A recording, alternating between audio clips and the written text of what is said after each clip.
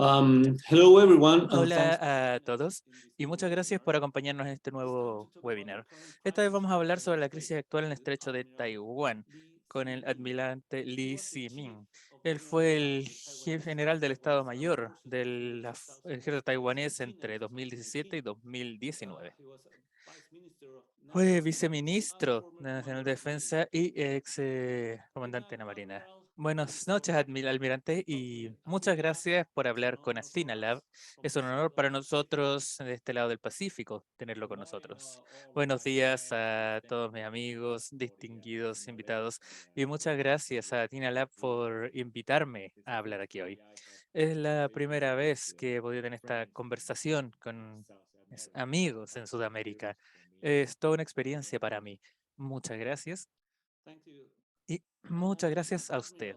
Almirante, en su opinión, ¿cuál es la diferencia entre la crisis actual en el estrecho de Taiwán y la crisis anterior a finales de los años 90?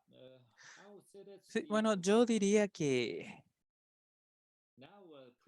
ahora, anteriormente, la gente, realmente, verdad que había tenido bastante, hemos tenido 3 veces crisis en el estrecho de Taiwán y que la gente realmente considera los eventos recientes como la cuarta crisis. Para la primera crisis y la segunda crisis que sucedieron en 1954 y 1958, fueron como crisis más bien confinadas. Y esto justamente tuvo que ver después de la guerra civil en China entre el Partido Comunista Chino y el Partido Nacionalista de China. Y normalmente, justamente, y esto lleva todavía es un partido importante en Taiwán también. No, ya no es un partido gobernante, pero todavía es el partido más grande de oposición y antes del CCP. Bueno, se darán cuenta que ahora solo hay un partido en China. Así que un poco como en la guerra civil, la idea que esto no llegue a Taiwán. Y después de esto, justamente después de 1949,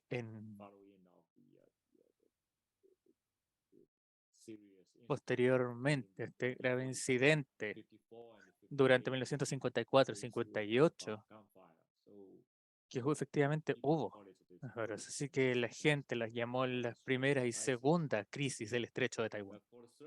Pero para la tercera crisis fue durante 1995-1996, la crisis de los misiles, de hecho que en este caso fue el CCP, y que China quería presionar al expresidente de Taiwán que apoyaba justamente el movimiento independentista de Taiwán y que consideraban un crimen, así que querían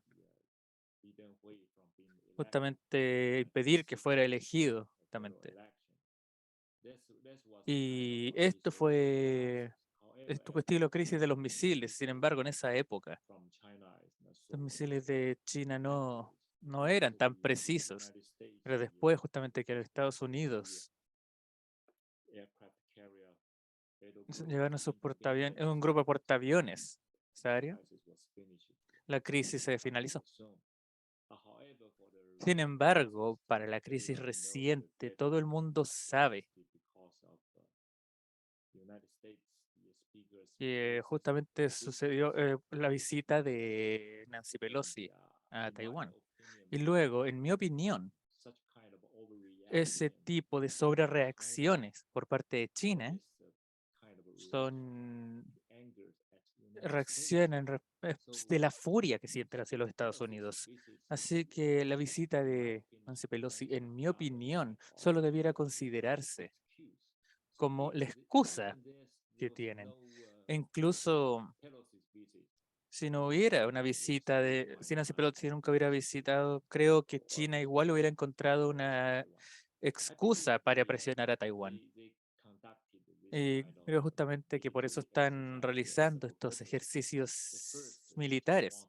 El primero, de hecho, y el último. Recuerdan que también por este principio de una sola China, que es la línea roja para ellos, que nunca se debe cruzar y no hay espacio para llegar a un compromiso en ese sentido con China. Y segundo lugar, yo creo que China está intentando decirle a Taiwán y a los Estados Unidos, puedo hacer lo que quiera con Taiwán. Y Estados Unidos no va a poder interferir. Y el tercer motivo, que China quiere crear una nueva normalidad, un nuevo status quo. Así que se- eh, es, es lo que sucede ahora, por ejemplo, entre China y Taiwán, es esta suerte de consenso tácito que existe, que impide que haya justamente un conflicto, pero me preocupa justamente que se rompa justamente este intermedio y en futuro probablemente se dé un conflicto. Tenemos que tener mucho cuidado en eso. Esto es distinto a crisis anteriores. Muchas gracias, almirante. No puedo imaginarme justamente una tarea más desafiante que proteger a Taiwán. ¿Podría explicarnos cuál es el concepto en defensa que desarrolló usted, por ejemplo, como general de Estado Mayor del Ejército taiwanés? Sí, en principio. Antes, justamente durante las últimas 2 décadas, de hecho, que China gozó justamente de que Taiwán todavía esta calidad justamente de nuestros sistemas de armas. Sin embargo, en las últimas 2 décadas, China ha modernizado su ejército rápidamente, muy rápido. Así que ya no podemos competir con, con ellos, ya sea de forma cualitativa o cuantitativa. Así que necesitamos cambiar. Entonces, nuestro concepto de defensa está bajo este tipo de situación.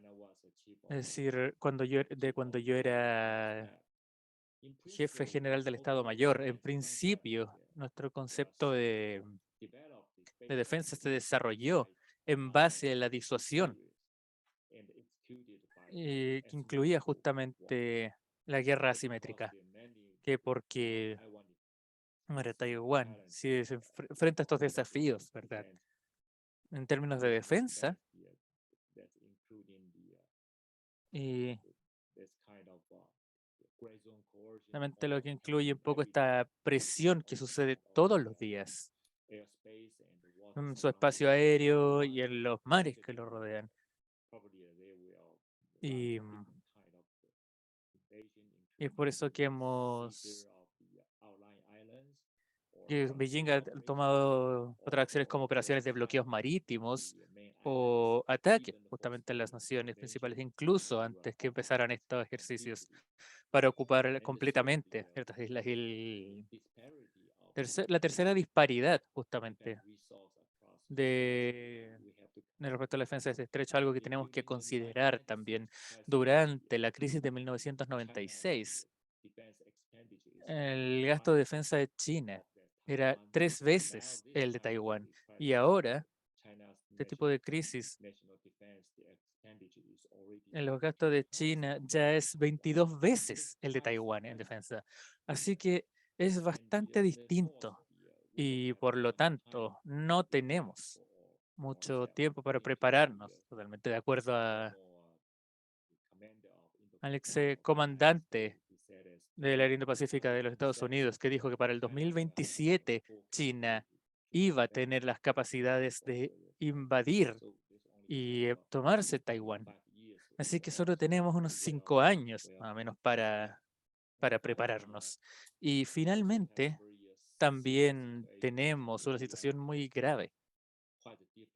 Y es que tenemos ideologías bastante distintas, incluso algunas personas tienen una idea distinta respecto de nuestra identidad nacional. Y de hecho, por ejemplo,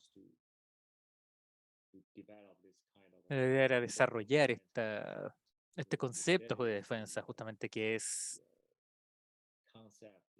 el concepto que podemos utilizar justamente como mencioné antes, la guerra asimétrica para disuadir o incluso defendernos de, de justamente China. En este caso, Este concepto es bastante complejo, de hecho, y acabo de terminar mi libro, que se va a publicar el 1 de septiembre, que es un libro de 500 páginas, así que es bastante complejo. Incluye todo, justamente, desde teoría a la práctica y en las distintas directrices y desarrollo de capacidades en este tipo de operaciones, incluso describiendo también de nuestra fuerza de defensa y la defensa civil, que es realmente complicado. Y simplemente no puedo decirles en un periodo de tiempo tan breve para poder responder esta pregunta en específica. Y esa es mi respuesta hasta ahora. ¿Y qué lecciones toma usted de la guerra actual en Ucrania respecto de la defensa de Taiwán? Bueno, la guerra en Ucrania, sí, nos ha dejado muy buenas lecciones aprendidas. Por ejemplo, hace 2 años, 2 años y medio, cuando yo me jubilé, de hecho, escribí un artículo en el diario para decir que Taiwán debiera establecer una fuerza de defensa territoriales, porque representa la determinación y la disposición a defendernos. Y me criticaron mucho. La gente me criticó diciendo que simplemente quería mandar a civiles inocentes a su muerte en la guerra. Y la gente no me escuchó. Después de la guerra de Ucrania,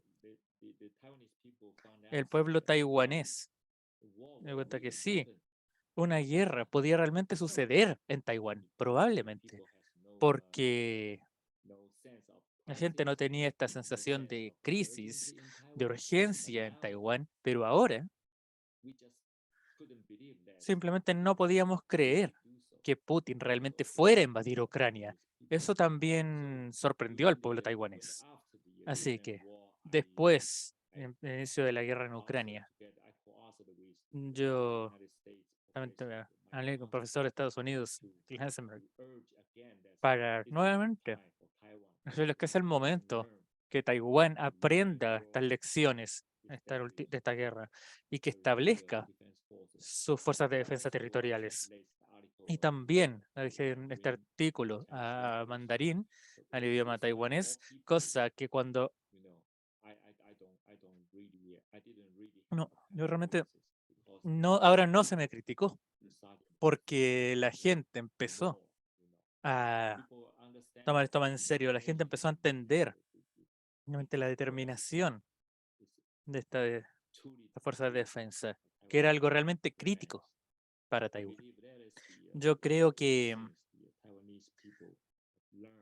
la gente de Taiwán ha aprendido eso. Y el segundo punto, que la resistencia ucraniana es un dato sorprendente, no solo para Taiwán, sino que para el resto del mundo también, que continúan resistiendo contra Rusia. Y el principal motivo es porque Ucrania continúa recibiendo apoyo del resto del mundo, incluso ahora mismo mientras hablamos. Pero sin embargo, este no es el caso para Taiwán, porque Taiwán es un estado insular y Taiwán es muy difícil realmente de seguir y de cumplir con estos objetivos de defensa en un conflicto por estas áreas. Así que cualquier cualquier país quisiera apoyar a Taiwán, como lo está haciendo los Estados Unidos, por ejemplo, después que iniciaron la guerra,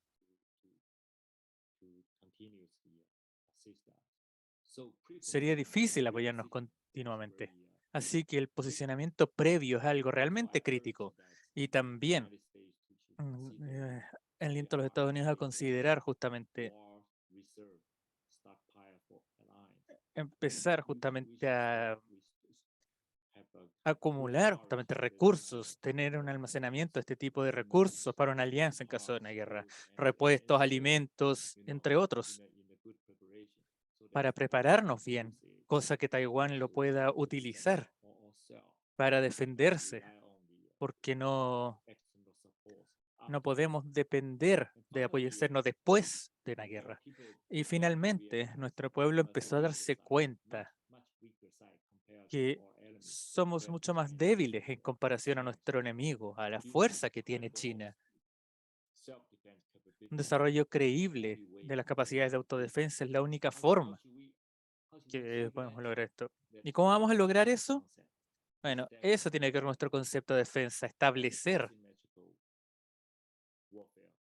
unas capacidades creíbles de guerra simétrica, porque no tenemos suficientes recursos para utilizar, por ejemplo, una guerra de aviones versus aviones y tanques contra tanques. No tenemos recursos para una guerra convencional. En Ucrania, por ejemplo, esta batalla en tierra, por ejemplo, estos Javelin o Stinger, o por ejemplo, sin Neptune, que hundieron justamente al Moscova, este buque de guerra. Y, y es más bien como defensa, sistemas de defensa aéreo, no aviones, por ejemplo. Y es por eso que Ucrania ha podido resistir por tanto tiempo. Así que nosotros no podemos ya seguir en el camino de la guerra convencional. Debiéramos llevar nuestros recursos a enfocarnos en las capacidades asimétricas que tenemos. Ese es el concepto de defensa que continuamos fortaleciendo. Y yo creo que en principio apreciamos justamente estas lecciones que hemos aprendido de la guerra en Ucrania. Ahora, nuestras inquietudes justamente se han duplicado y yo creo que vamos a tener la misma opinión a futuro en comparación a ahora. Establecernos justamente en nuestras capacidades asimétricas y lograr justamente este equilibrio entre una plataforma convencional y capacidades asimétricas. Ya mencionó justamente a los Estados Unidos, pero ¿qué, por ejemplo, de países como Australia o Japón en términos de apoyo si llegara a darse un conflicto? Sí, para estos países de la región es muy importante. Sí, asumamos, por ejemplo, que Taiwán, por ejemplo, haya sido ocupado por China. Desde un punto de vista geográfico, Taiwán está al centro, ¿verdad? Esta cadena de islas y una parte importante de los navíos de carga del mundo pasan por el estrecho de Taiwán. Así que si Taiwán fuese ocupado por China, China sería controlar completamente justamente estos puntos de tránsito marítimo. Y eso significaría que China podría controlar a nuestra región también en este tipo de puntos importantes. Y toda la región del Indo-Pacífico pasaría por un cambio estructural en términos de no solamente militar, sino que también diplomático, económico y de seguridad. Y la pregunta es, ¿por qué? ¿Por qué Japón considera que la emergencia de Taiwán también es la emergencia de Japón? Pero, desde mi punto de vista, Japón es un país conservador por su constitución. Sin embargo, ahora a los Estados Unidos los está alentando a ser un estado muy responsable de la región y también Australia, que mencionaste antes. Sí, si pudiéramos realmente cooperar todos juntos, podemos establecer una alianza colectiva en esta región, incluyendo a los Estados Unidos, Japón, Australia e incluso otros países. Ahora podemos formar una muy buena alianza disuasiva ante China, impedir justamente que inicien una invasión a gran escala. Así que no una alianza, sino que también justamente estas asociaciones tienen un rol tan importante. Además de Estados Unidos, yo creo que lo más importante sería Japón, porque Japón. Realmente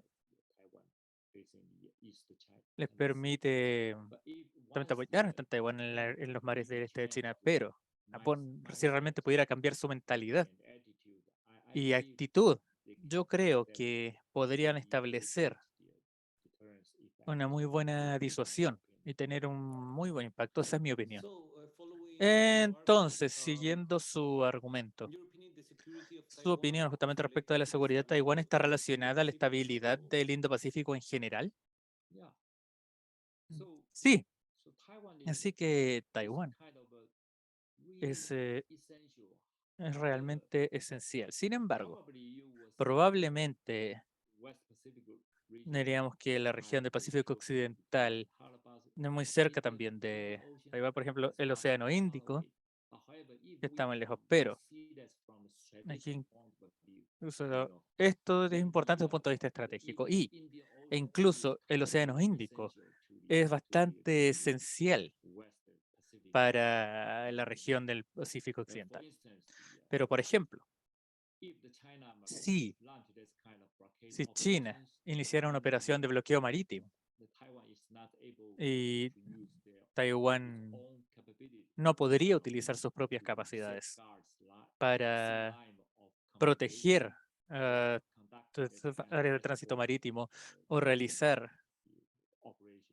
este tipo de operaciones. Sin embargo, para este tipo de bloqueos marítimos, sí, si vemos justamente al Indo-Pacífico como una región, como un todo, sería muy fácil solucionar. Cualquier país, por ejemplo, como los Estados Unidos, sí, realmente pueden posicionar su fuerza en estos puntos de entrada, puntos de salida, el estrecho de Málaga, que conecta el océano Índico al mar del sur de China. Y si hay algún bloqueo, por ejemplo, de navíos de carga,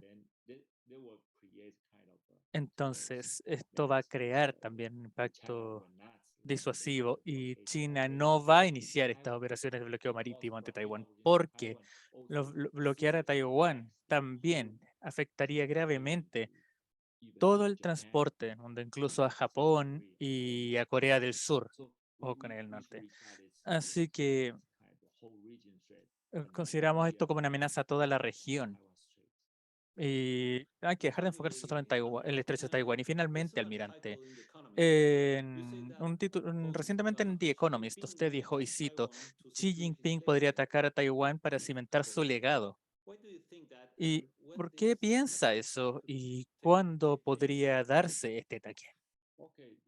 Ok, bueno, si recuerdan, justamente en el 2012, cuando Xi Jinping, de hecho, creo, él compartió justamente el sueño que tenía. En principio, el desafío sería, ¿verdad?, la felicidad de su gente, el bienestar de su país, pero más importante aún para él, es justamente rejuvenecer, reunificar a la nación de China para él. Sin embargo, sí, nos preguntamos ahí, ¿cómo justamente podría llegar a este rejuvenecimiento de la gran nación china? Y es por eso justamente que el objetivo de Xi Jinping es la reunificación de Taiwán, algo que tiene que hacer. Y su liderazgo es distinto, por ejemplo, de los anteriores, incluso incluyendo a Mao Zedong o Hu Jintao. Él es tan ambicioso e incluso quiere romper sus propias reglas. Antes 10 años sigue siendo el general secretario del CCP o, o presidente del Consejo Militar. Quiere seguir en el poder continuamente y eso significa que cuando él puede quedarse en el poder, entonces el siguiente paso que va a querer lograr va a ser justamente este sueño de reunificar a China. Y si realmente quiere, y si realmente quiere llevar a China a la cima del mundo, convertirla en una superpotencia mundial, siente que tiene que unificarse con Taiwán, ya que es la parte más importante de su rompecabezas en el sueño de China. Entonces, para su tercer periodo, y yo creo que también, justamente para 2027, de acuerdo a el excomandante del área de Indo-Pacífico, que 2017 iba a ser el año donde tendrían las capacidades para invadir Taiwán, para ocupar Taiwán. Y eso es justamente cuando termina el tercer periodo de Xi Jinping. Ahora es 2022, ¿verdad? Dentro de 5 años, en el 2027 va a suceder. Así que él quiere, ¿verdad?, continuar, mantenerse en el poder, un cuarto periodo, perdón,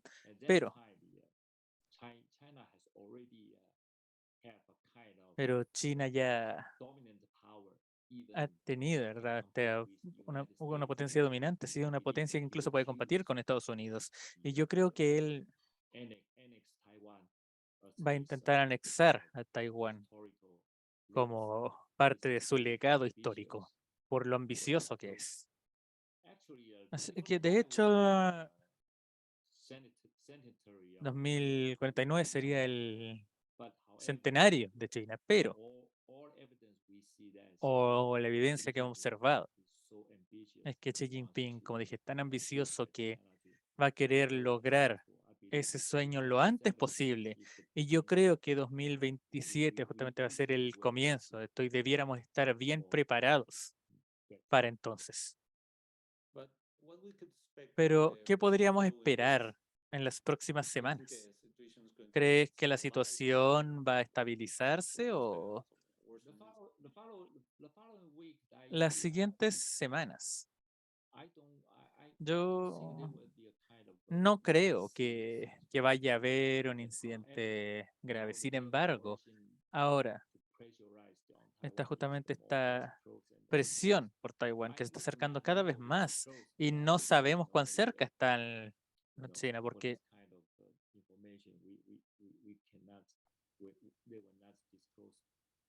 no, no revelan demasiada información. Sin embargo, a largo plazo, yo no creo que vaya a haber algo en las próximas semanas exactamente, pero a largo plazo, dependiendo justamente de qué suceda, por ejemplo, con estas aeronaves o barcos, puede que haya un error, por ejemplo, de criterio o algún accidente y eso genera un conflicto. Nadie sabe exactamente cuándo puede empezar un conflicto. Bueno, almirante, muchas gracias por esta gran oportunidad de hablar con ustedes justamente sobre la situación actual en Taiwán. Mm, Todos hemos estado siguiendo esta situación muy de cerca. Chile, de hecho, está muy conectado con Asia en términos de comercio. Por ejemplo, es muy importante para nosotros que haya estabilidad en la región del Indo-Pacífico. Así que ahora vamos a estar esperando justamente su libro en septiembre. Así que muchas gracias nuevamente en nombre de Asinalab. Vamos a estar en contacto, almirante. Así que, ok, muchas gracias nuevamente a Asinalab por invitarme a hablar con ustedes hoy y realmente agradezco que Chile también estamos en un país del Pacífico, sí, pero es una distancia realmente grande entre ambos países. Realmente agradezco que el pueblo chileno, como ustedes, nos estén prestando esta clase de atención a la situación en Taiwán. Muchas gracias a todos ustedes, especialmente a Sinalab por invitarme a hablar con ustedes hoy sobre la situación en Taiwán. Muchas gracias, ¿no? Muchas gracias, almirante, y gracias a nuestro público igualmente por seguirnos hoy. Y por favor sigan a Finalab en redes sociales y en nuestra página web, justamente este webinar también va a quedar grabado. Así que va a estar grabado en inglés y en español con la traducción. Muchas gracias y buenas noches, almirante. Adiós a todos y muchas gracias por acompañarnos y los invitamos a nuevas actividades de Afinada. Hasta luego.